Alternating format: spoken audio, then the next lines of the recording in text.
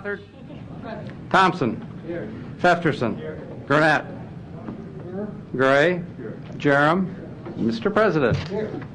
Please rise for our Pledge of Allegiance and remain standing for our invocation by Councilmember Gene Stothard. I pledge allegiance to the flag of the United States of America and to the republic for which it stands, one nation, under God, indivisible, with liberty and justice for all. In honor of Martin Luther King Day next week, I found a verse of a song that I love by James Taylor, and I wanted to read you just the first verse. And the song is called Shed a Little Light. Let us turn our thoughts today to Martin Luther King and recognize that there are ties between us, all men and women living on earth, ties of hope and love, sisterhood and brotherhood, that we are bound together in our desire to see the world become a place in which our children can go free and strong. We are bound together by the task that stands before us and the road that lies ahead. We are bound, and we are bound. There is a feeling like the clenching of a fist. There is a hunger in the center of the chest. There is a passage through the darkness and the mist, and through the body sleeps, the heart will never rest. Shed a little light, O Lord, so that we can finally see.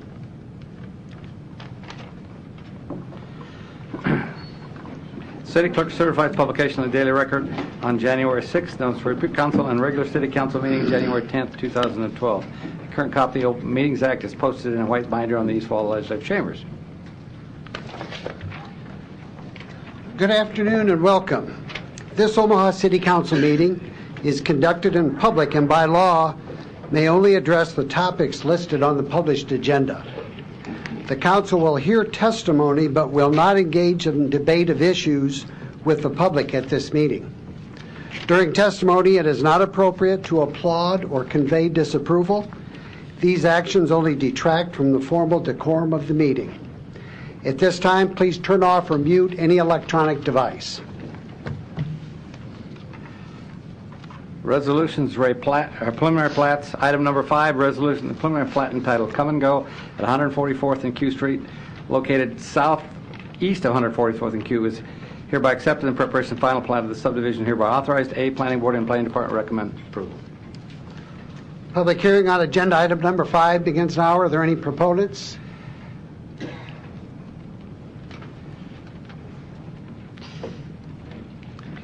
Please state your name and address.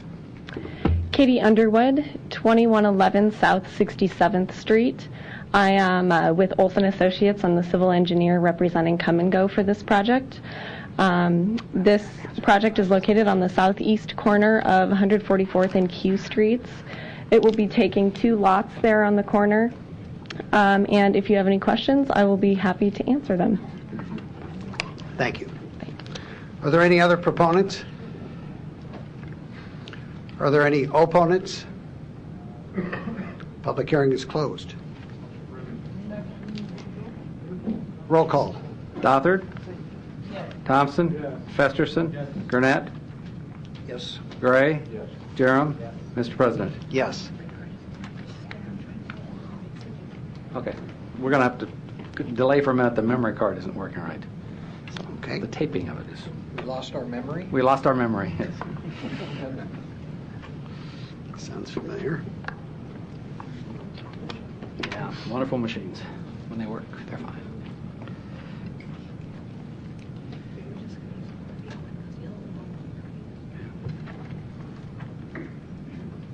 Why are all of a sudden they're not working?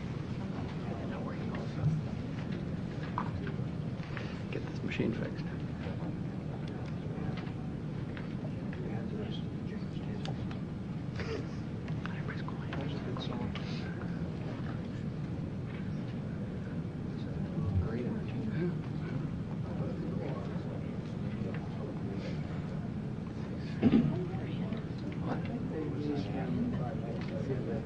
Could be.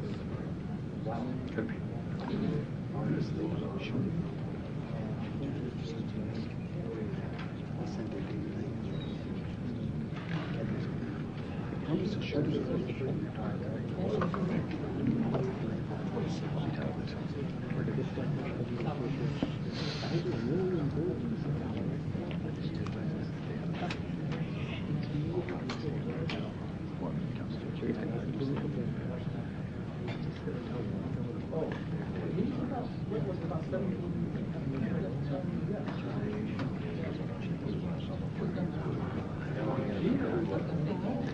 Hurry up. Let's get our room.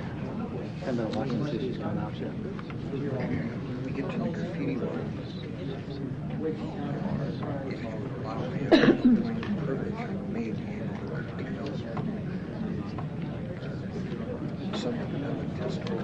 Yeah, I think we're going to have to start bringing them in.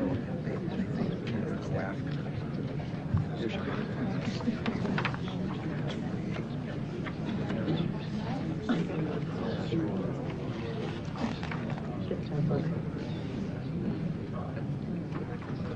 I mean, if you don't think it's appropriate.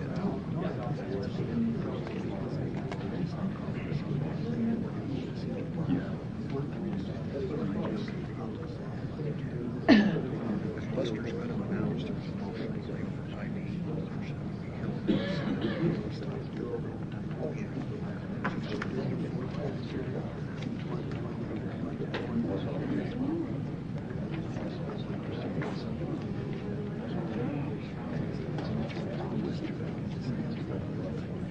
Working?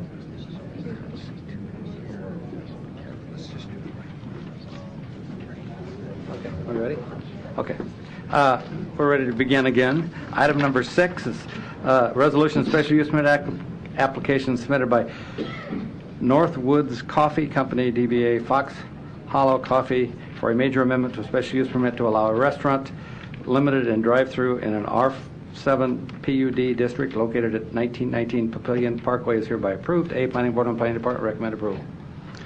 Public hearing on agenda item number 6 begins now. Are there any proponents?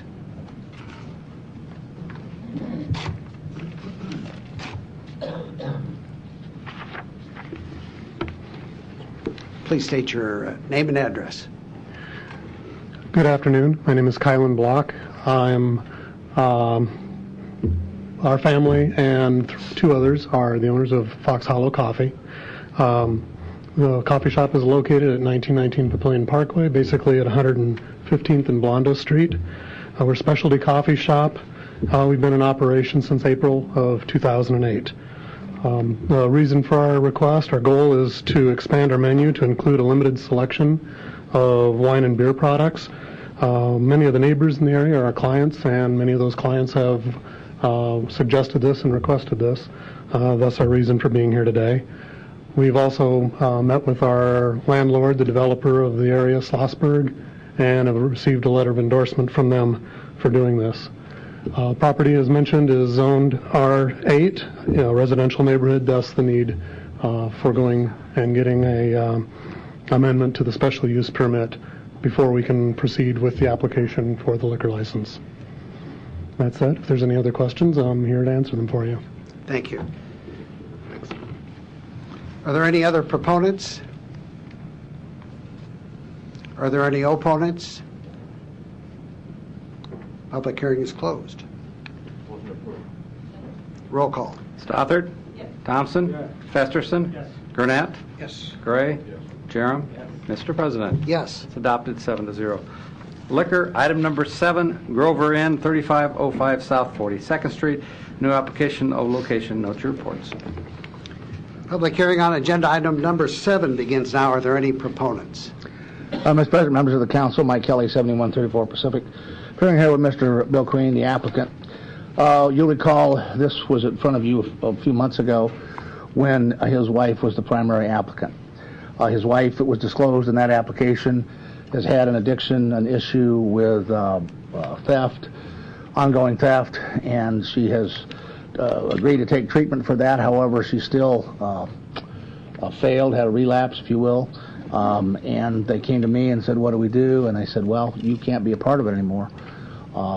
Councilman Gurnett pretty much stuck his neck out for you, and you can't be a part of it. So, but they had already closed and already had been operating the bar, a temporary operating permit. So Mr. Queen, who has a relatively decent record, he has one sale to minor and a DUI 6-7 years ago, said, I think he's eligible. If she would stay away from the operation and not be involved, I said, we'll make an application in his name alone. So that's what they've done. He's here to assure you that she'll have nothing to do with the operation. I recognize this is kind of an unusual situation.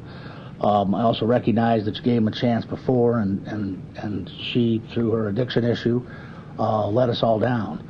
I There is nothing here, however, as far as the management of the bar itself and what's gone on at the bar. There's been no issues as to the license itself. With that, we're here for any questions that you might have of myself or Mr. Queen, the applicant. Thank you, Mr. Kelly. Are there any other proponents? Are there any opponents? Public hearing is closed. Mr. Gurnett. Thank you, Mr. President. I think the story has been stated quite well by Mr. Kelly in regards to how this all developed first go round, and how they had decided to approach a second go around. Well, during that interim period, there was a meeting in my office with the applicants at that time, and there were certain promises that were made by the current applicant. I'm not overtly concerned, Mr. Queen, about your record, even with the one that was just, I think, about 2.5 years ago, an incident that is stated on here. But what I am concerned about is I think there's a level of trust that has been violated here. And I think that goes towards the character of the operation of this, and I just can't support this at all. I know that Mrs. Queen has a problem, had a relapse, but both of you committed to an agreement and a condition that this would be a quote-unquote team effort to run this, no matter what. And I think both failed originally. You took your advice of your attorney, a very good attorney, and make a separate application, come back clean. And again, I don't have a problem really with what's on your record here, but I do have a problem with broken promises. And I just can't go along with this. I'm sorry. Thank you, Mr. President.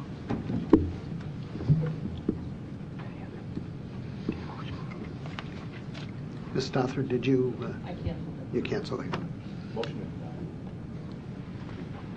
Which is not correct. Roll call. Deny. This is a motion to deny the application. Stothard? Yes. Thompson? Yes.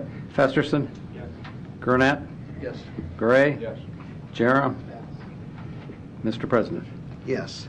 And Jerem passes the second time for a potential conflict of interest. It was denied on a 6-0 vote, 6-0-1 passing vote. Item number 8, the French Bulldog, 5003 Underwood Avenue, Class C liquor license, new application, new location. Public hearing on agenda item number 8 begins now. Are there any proponents? Good afternoon. My name is Rob Gage. I'm an attorney, and I represent the French Bulldog, which is comprised of, behind me, Ann Kavanaugh, Bryce Colton, and Phil Anania. This is an application for a Class C liquor license at 5003 Underwood Avenue. This would be a new application at a new location, and we're here available for any questions. Thank you. Thank you. Are there any other proponents? Are there any opponents? Public hearing is closed. Mr. Festerson. Thanks, Mr. President. This is right on the edge of my district and Councilman Jerem's district, and I know we're both very encouraging of this new business from a current business owner in the Dundee area that looks very promising. Could you just describe a little bit more about your operations and maybe a timeline for completion? I know we've seen that the work is well underway and looking good so far. That's correct. They've already begun construction and modification of the premises.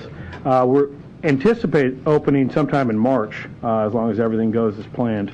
The restaurant is going to focus on local produced and grown meats and cheeses, in addition to some salads and sandwiches.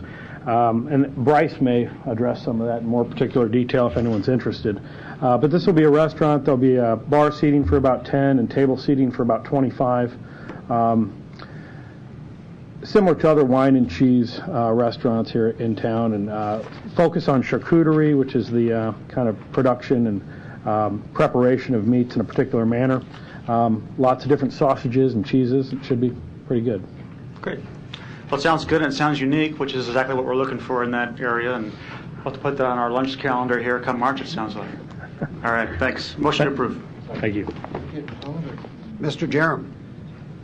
Yes, I'm just hopeful that this development on the District 3 side of the Underwood line can help spark Mr. Festerson's district on the north side of it. Get some things going there. Roll call. Stothard? Yes. Thompson? Yes. Festerson? Yes. Gurnett? Yes? Gray? Yes. Jerem? Yes. Mr. President? Yes. It's adopted 7-0. Item number 9, Nomad's Lounge, 1013 Jones Street, Class C liquor license, no application, no locations, change of stockholders. We have a request for a 2-week layover and to continue the public hearing.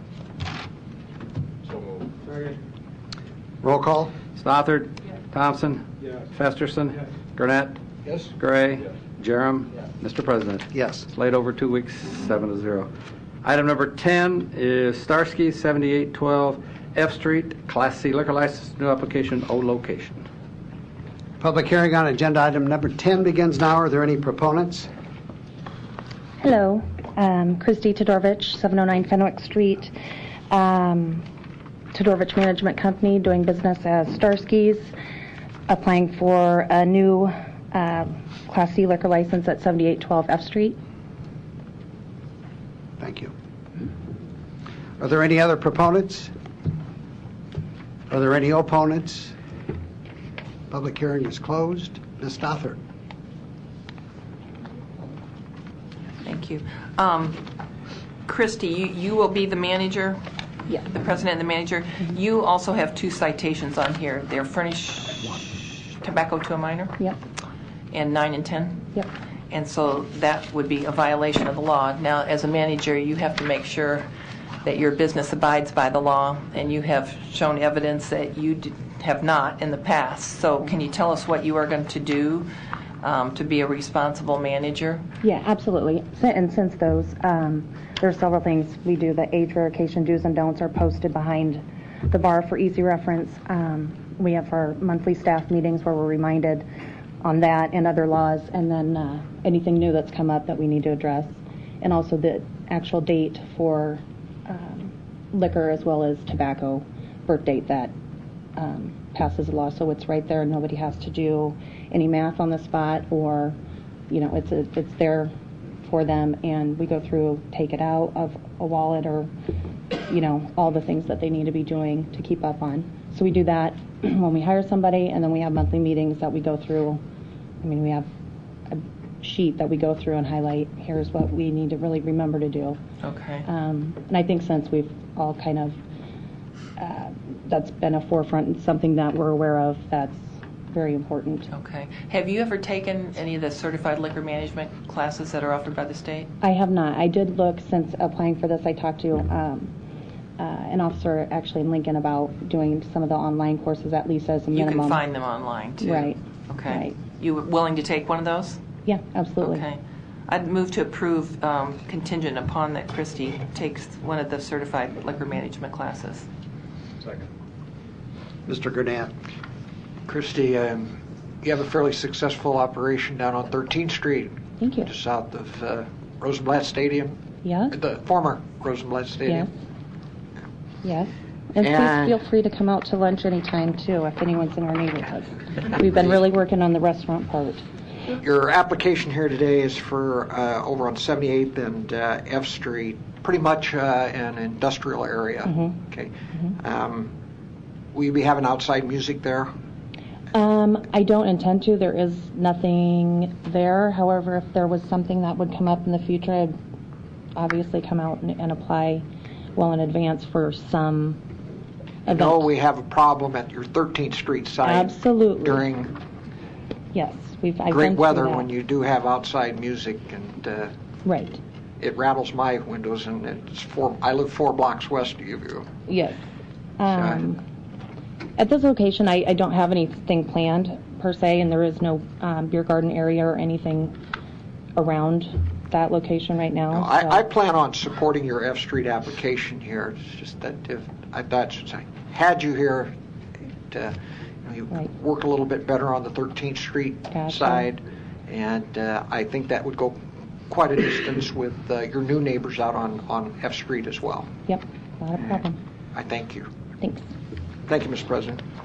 Motion approved. Yeah, we have a motion. Roll call. Stothard. Yes. Thompson. Festerson. Gurnett. Yes. Gray. Jerem. Mr. President. Yes. Adopted 7-0. Item number 11 is the Parliament Pub, Midtown, 120 South 31st Avenue. Request permission for a change of location of their present Class C liquor license to 1212 Harney Street. They're also requesting an amendment to add a patio area to the new location. And if you wish to grant that, you would need to grant it contingent on getting proper permits. Public hearing on agenda item number 11 begins now. Are there any proponents? Yeah, Mike Miller, 11345 Jane Street, General Manager of Parliament Pub. I'm just basically here to answer any questions you might have. Thank you.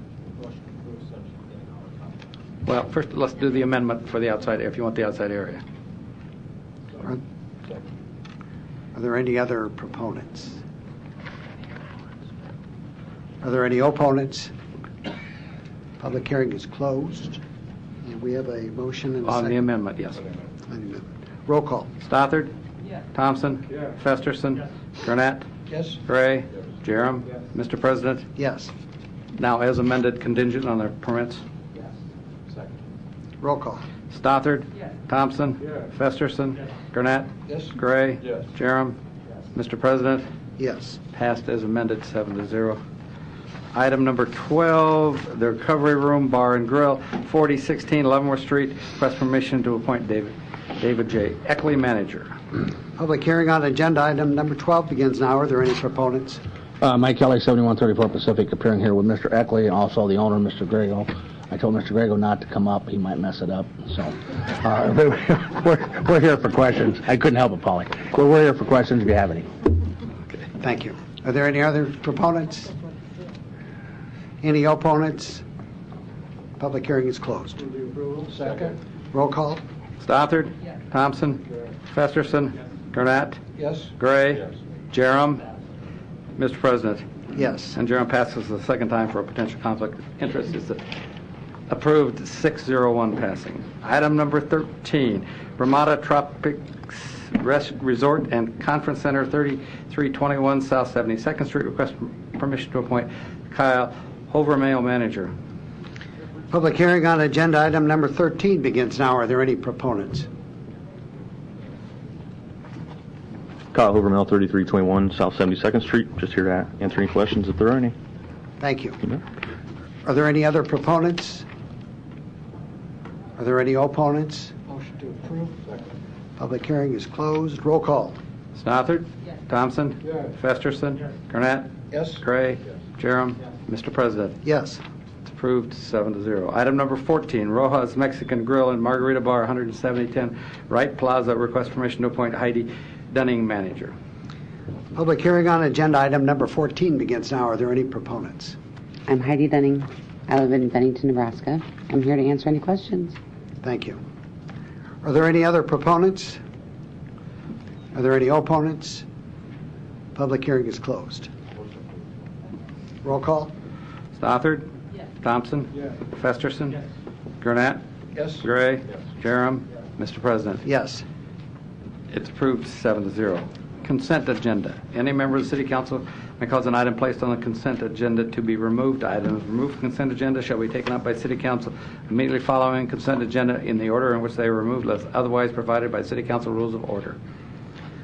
The public hearings on agenda items number 15 and 16 were held on December the 20th, 2011. Second. Roll call. Stothard? Thompson? Festerson? Gurnett? Yes. Gray? Jerem? Mr. President? Yes. They're all passed 7-0. The public hearings on agenda items number 17 through 37 are today. If you wish to address the City Council regarding these items, please come to the microphone, indicate the agenda item number you wish to address, identify yourself by your name, address, who you represent, and if you are a proponent or opponent.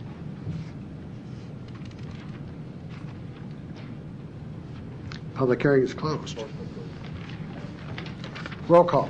Stothard? Yes. Thompson? Yes. Festerson? Yes. Gurnett? Yes. Gray? Yes. Jerem? Mr. President? Yes. They're all adopted 7-0. Item number 38 is ordinance to adopt a new section 36-150 to prohibit the operation of carriages in the area of the College World Series during the time and period of the event. We have some communications and documents, and D is a communications from the Deputy Chief of Police requesting a 7-week layover to February 28th. Roll call. Stothard? Yes. Thompson? Yes. Festerson? Yes. Gurnett? Yes. Gray? Yes. Jerem? Yes. Mr. President? Yes. It's laid over 7 weeks, 7-0. Item number 39, ordinance to approve an agreement with the Domestic Violence Coordinating Council, the Women's Center for Advancement, Douglas County Attorney's Office for funding to strengthen and coordinate Omaha's response to domestic violence. The public hearing on agenda item number 39 was held on December the 20th, 2011. Roll call. Stothard? Yes. Thompson? Yes. Festerson? Yes. Gurnett? Yes. Gray? Yes. Jerem? Yes. Mr. President? Yes. Passed 7-0. Item number 40, resolution the attached 18th and Locust Area Redevelopment Plan is approved for the area bounded by Locust Street on the north, the alley right-of-way between 16th and 18th Street on the east, a line following the existing property line approximately 115 feet south of Corby Street on the south and 19th Avenue on the west is hereby approved. Public hearing on agenda item number 40 begins now. Are there any proponents? Are there any opponents? Public hearing is closed. Roll call. Stothard? Yes. Thompson? Yes. Festerson? Yes. Gurnett? Yes. Gray? Yes. Jerem? Yes. Mr. President? Yes. Adopted 7-0. Pursuant to City Council Rule 7D, the agenda item number 41 through 44 should be laid over 3 weeks for publication and public hearing. Financial statements and independent audit reports. Item 44 is Metropolitan Entertainment Convention Authority financial statement and independent audit report, June 30th, 2011 and 2010. To receive and place on file. Mr. Festerson. Mr. President, I obviously support the motion, and we had MECA representatives at our pre-meeting today, and I just wanted to have a note publicly of congratulations to them for a successful year as borne out by the financial statements here. Every major civic facility and entertainment facility we have in the city right now is operating in the black, with the exception of the Civic Auditorium, which we know we have further conversation about in coming months. But that's not a given when you have a major new venue opening up in the city for the first time, and I think this shows that that was managed well and certainly has been a good financial operation for this city at this point. So just wanted to point that out as we accept this onto file. Thanks. Roll call. Stothard? Yes. Thompson? Yes. Festerson? Yes. Gurnett? Yes. Gray? Yes. Jerem? Yes. Mr. President? Yes. Item 45, the Omaha Douglas Public Billing Commission financial statement and independent audits report for the year ending June 30th, 2011. Motion to receive and place on file. Roll call. Stothard? Yes. Thompson? Yes. Festerson? Yes. Gurnett? Yes. Gray? Yes. Jerem? Mr. President? Yes. Placed on file 7-0.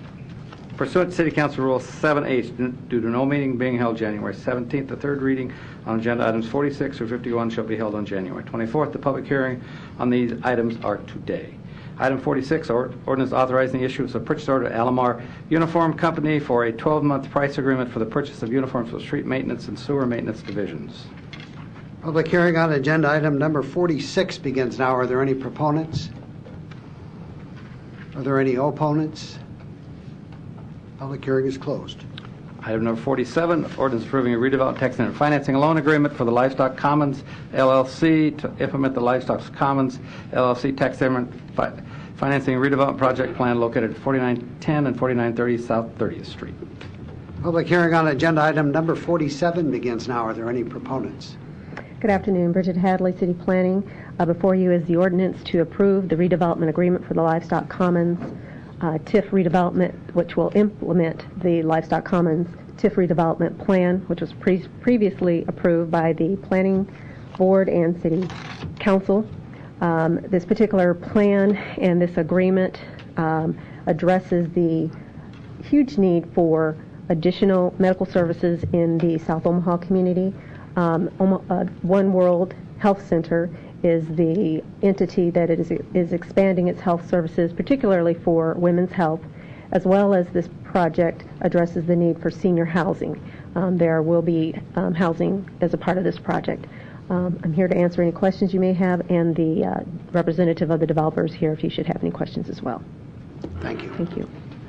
Are there any other proponents? Are there any opponents? Public hearing is closed.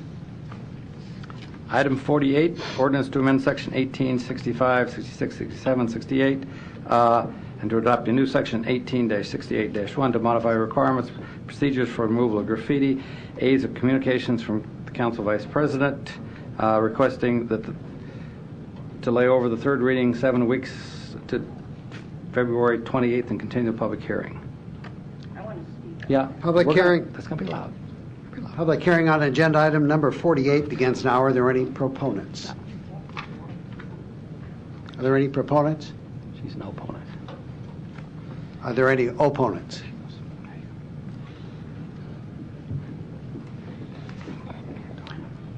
Good afternoon. Please state your name and address. My name is Bonnie Urbanic. I live at 1017 South 30th Ave in Councilman Jerman's district. I'm a strong opponent of this amendment. Today is January 10th. I've been hit by graffiti twice so far this year. This is happening during the early evening hours while I'm at work. I have taken as many preventative measures as I can. I pay $17 a month for a dusk to dawn light, which is a street light that's directly in my backyard. I cover it over when I have time, but it's January. The paint doesn't adhere.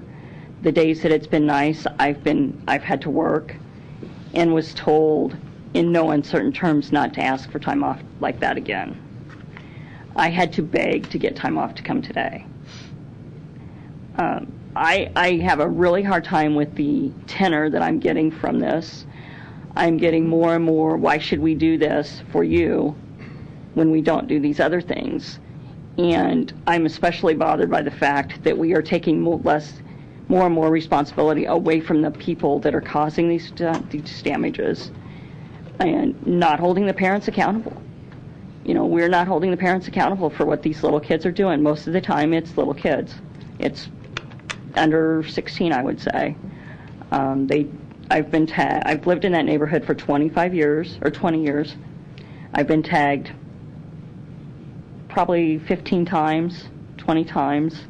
It's worse now than I've ever seen it. I've never seen it like this. I watch, I call the police when I see suspicious activity. You know, I do what I can. Why should I be further victimized? I'm not the one that's doing the wrong things. Thank you. Thank you. Are there any other opponents? Public hearing is closed. Now we need a motion to lay over third reading 7 weeks to February 28th and continue the public hearing. Mr. Gernand. Thank you, Mr. President. Quickly, the opposition here is a classic example of what this ordinance is not about. What this ordinance is about is closing a loophole that Public Works has noticed over the years since the city has started abatement. That loophole allows folks that have the ability to abate, both physically and financially, but elect to throw it onto the backs of the taxpayers. This ordinance slams that loophole shut. Period. It does not affect those that are physically or financially unable to do it. Let's just say, as an example, that this ordinance passes at the end of February. Let's just say that. And from the end of February on, the current abatement procedures will continue exactly the way that they are right now. Is that accurate to say, Mr. Stubbe? Bob Stubbe, Public Works, that is correct. And is it also accurate to say that this is the purpose of this ordinance, even though that it looks, when you first read it, that it is really slamming those that have been a victim and re-victimizing them again, but that's the way that this needs to be written to close that loophole. Is that fairly accurate? Bob Stubbe, Public Works, yes, that's correct. It started out with a situation where we in Public Works deemed that somebody was financially capable of abating their graffiti and essentially ignored doing it. So we have a situation in front of us that's been recognized by Public Works. It's being addressed based upon the findings of our consultant back in July, and the timing now would be perfect to bring this forward to close that loophole. But again, it will not, I repeat, for the record and for the general public, affect the way that abatement is being done right now, and it will not affect those that are financially and physically unable to do that. The city will still provide that. But I'd also like to say that graffiti is a form of vandalism. Right, Mr. Kratz? Or Mr. Yes, he's here. Yes. Okay. And that form is saying also includes throwing a rock through a window, a car driving across the lawn, damaging a lawn, those types of things. Is that fairly accurate? Yes, sir. Mr. Kratz? Paul Kratz, City Attorney, yes. Okay. But we don't, if that happens to you, somebody drives across your lawn and throws a rock through your window, you don't call the city to come out and repair that. It's the same thing. It's a misdemeanor, and it's destruction of property. It's the same thing. But the city has put together an abatement team to address a concern. On those other examples that I just gave, yes, you'd call the police, they would come out, they would make a report, and they would investigate. Same thing for graffiti. Police come out, make a report, they would investigate. They currently do that. All that will not change. But we have developed an abatement procedure over the years to help in the battle against graffiti. It's three-pronged: enforcement, abatement, and prevention. We're doing a fairly good job on enforcement and abatement. We need a lot of help on prevention, as stated by the opposition, and I agree wholeheartedly with that. And we are putting measures in place to address that. I won't go into the lengthy details. I don't want to spoil the thunder of our new graffiti coordinator. But this is what this ordinance is all about, and it will not affect those, as I had mentioned earlier. Thank you, Mr. President. Mr. Thompson. Yes, just a brief question. Mr. Gurnett, I know that we're studying this. In this case, the lady brought up the issue of chronic over and over the same area. It can actually be documented that the area gets hit all the time. In that case, is that a case, will that be a case where the city takes care of the chronic areas and we're not billing the resident? Or are we still studying that? That was the purpose of our layover, to look into those particular, and that incident that was brought up by the opposition is on the radar screen to be looked at. Okay. But we have a fairly, if I may say, in further response to your question, our abatement team has been doing this for nearly 12 years, and they got a pretty good idea who's actually doing this, throwing the abatement part on the backs of the taxpayers. They have a fairly good idea and a fairly good list right now. Unofficial, but this could make it official by passing something. But there's been enough opposition and concern by some neighborhood groups.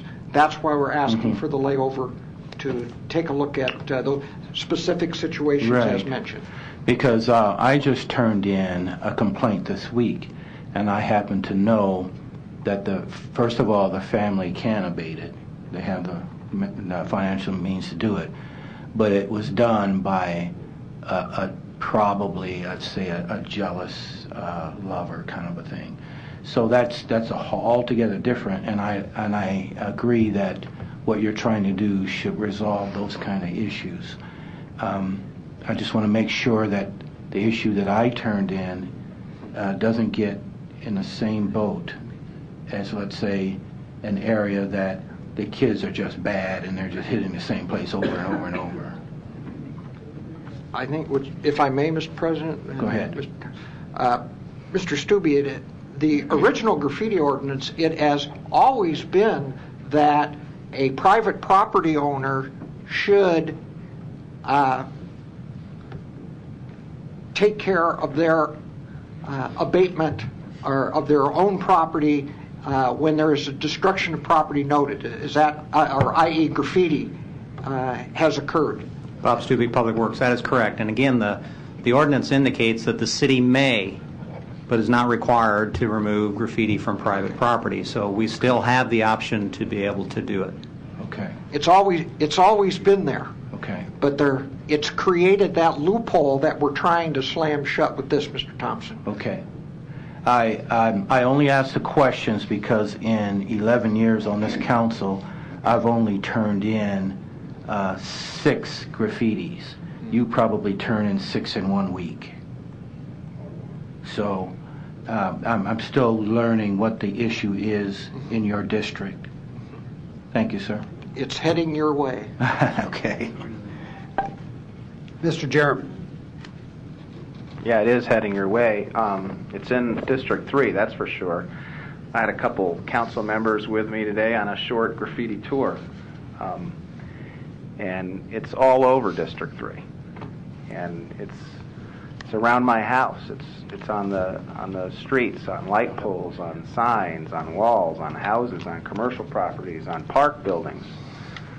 Go over to Dewey Park and look what happened to our building over there recently. It's covered from the second floor to the main floor. But I want to thank you for the layover because I too am concerned about the perception that people have for the potential as drafted that the private owner who's incapable of or can't afford the remediation might be re-victimized, because there's a sense by those who are experiencing vandalism on their properties in the form of graffiti that they can't keep up with it and they can't afford it to repair it. And this has been a wonderful service that the city's had, and I just want to make sure we take the precautions we need so that doesn't happen. I mean, some of these graffiti people now, they're even leaving taunting messages that I don't want to go into the details of here, because that's the thing that they seek is attention and recognition for their vandalism, and I just don't want to dignify those people with what they seek. But it is, you say 6 a week. Sometimes it's 6 a day.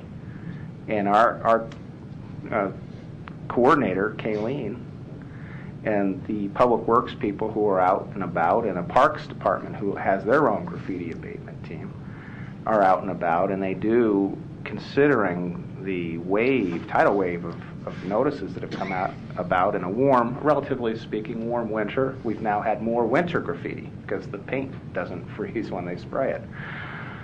So I applaud you for your long battle on graffiti wars, Councilman Gurnett, and I thank you profusely for backing up on this and slowing down so that we can make sure that the several people who are worried about what this might do can have their concerns addressed.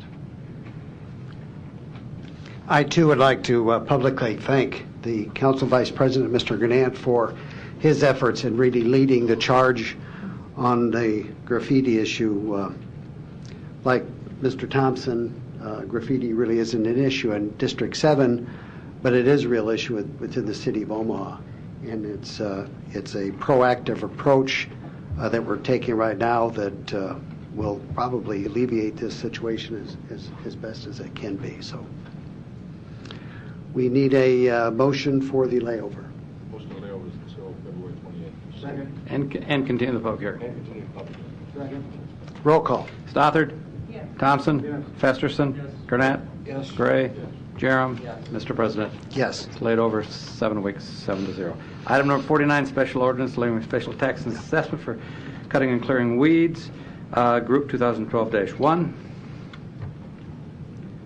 Public hearing on, are we doing all three together? We can. Item 50 is special ordinance levying a special tax for weeds, Group 2012-2. 51 is special ordinance levying a special tax for litter, Group 2012-3. Public hearing on agenda items number 49, 50, and 51 begin now. Are there any proponents? Are there any opponents? Public hearing is closed. Pursuant to City Council Rule 7H, the third reading and public hearing on agenda items 52 through 56 shall be held on January 31st, 2012. Pursuant to City Council Rule 7H, the second reading and public hearing on agenda items number 57 through 63 shall be held on January 24th. On the supplement, pursuant to City Council Rule 7H, the second reading and public hearing on agenda item number 65 shall be held on January 24th. Motion to adjourn. Second. Roll call. Stothard? Yes. Thompson? Yes. Festerson? Yes. Gurnett? Yes. Gray? Yes. Jerem? Yes. Mr. President? Yes. It is